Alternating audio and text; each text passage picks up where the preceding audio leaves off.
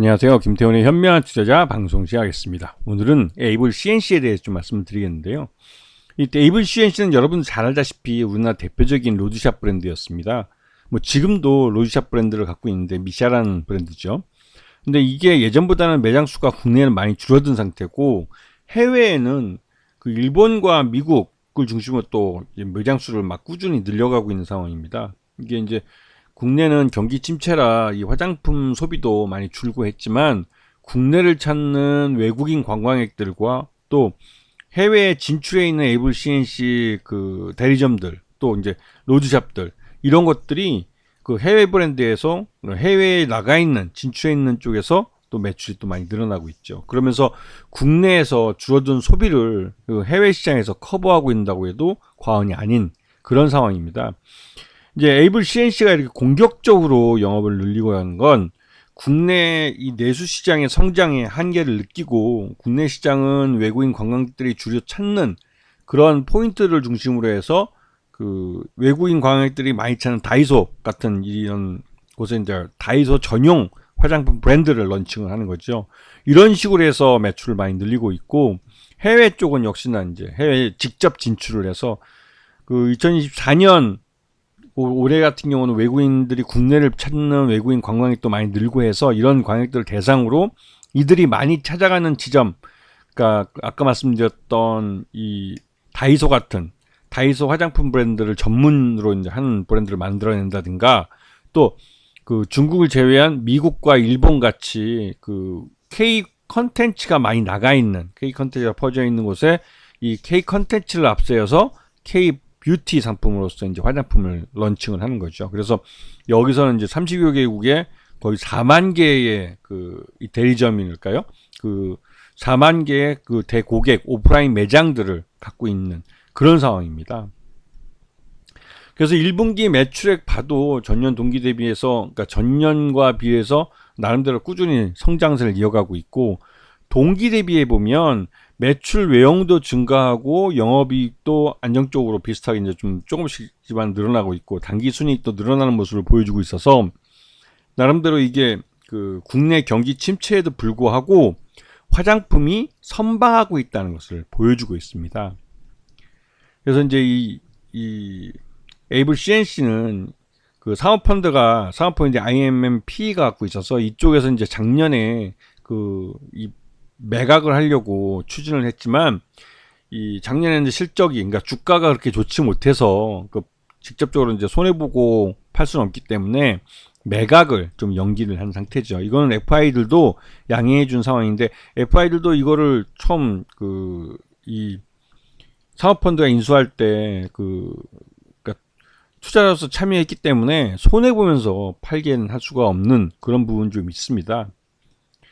그래서 이제 에이블 CNC를 2017년에 이제 코로나 전이죠. 그때 이제 한참 성장하고 있을 때 주당 43,636원, 약 4천억 원으로 평가해서 경영권을 그 이 사모펀드가 인수를 했는데 이게 2023년에 이제 FI로 참여한 이 인수금융 쪽 FI들이 이제 만기가 되니까 이제 경영권을 매각해서 이 FI들의 투자 수익을 돌려주려고 했지만 워낙 그 사이에 코로나 때문에도 이제 주가가 많이 하락을 해서 그 작년 2023년에 팔았으면 손해를 보고 팔 수밖에 없는 상황이었어요.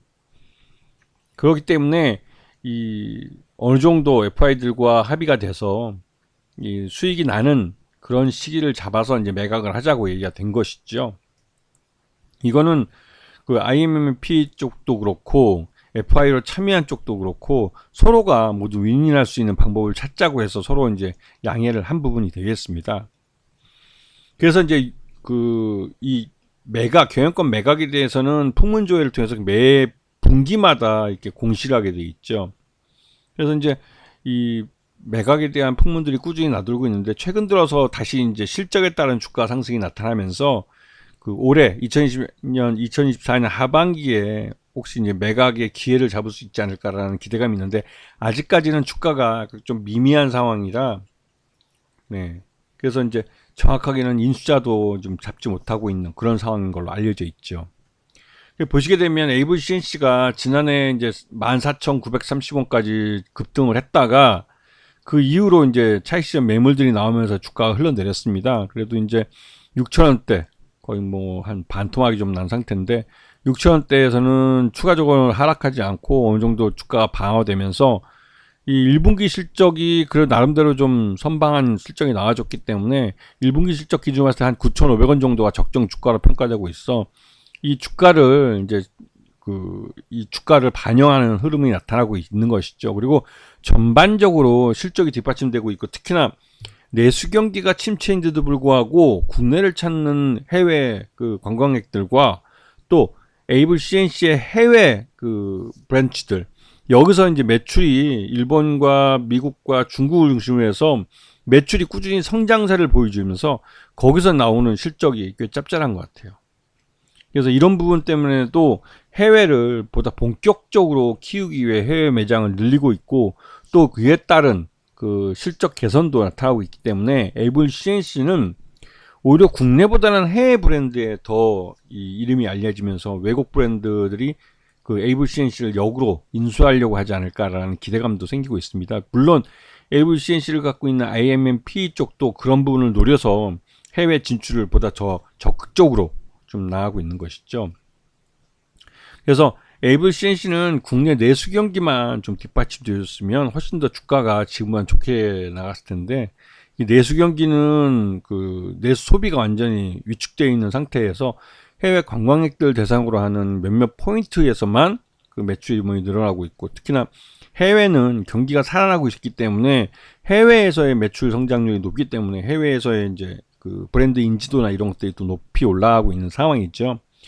그래서 이제 에이블 CNC는 지금 자체적인 실적을 갖고 이 주가를 평가하는 것도 있지만 M&A에 대한 주가가 오르기만 하면 무조건 M&A에 대한 이 경영권 프리미엄을 생각하셔야 되는 겁니다. 그래서 에이블 CNC는 다른 다른 화장품 회사들보다는 M&A에 대한 이슈가 주가를 더 빠르게 움직이게 하는 그런 동인이 되고 있기 때문에 그런 부분에 대해서 관심을 좀 갖고 이 에이블 CNC를 좀 보셔야 되는 겁니다. 아시겠죠? 자, 오늘 방송 여기서 마치겠습니다. 감사합니다.